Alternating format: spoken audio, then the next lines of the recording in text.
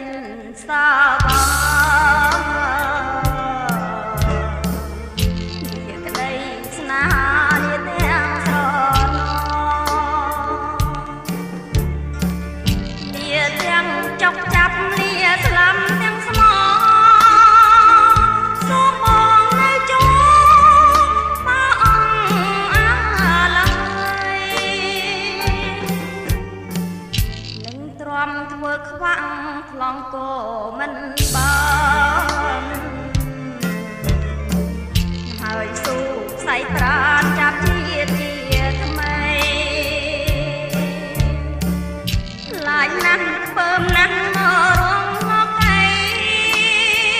ខ្លួននៅធ្វើបើអិនក្តីរំពឹង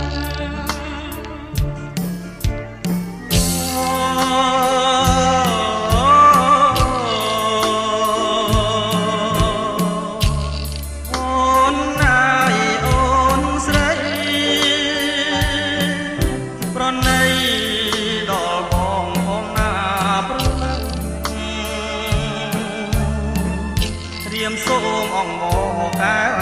កុំខាំងកុំហងទាំងនឹងគឺខំព្រោះបង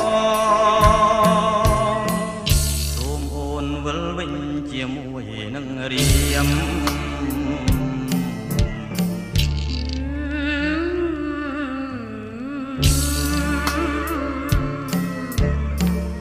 កុំឲ្យចុកឈាមទៀនណា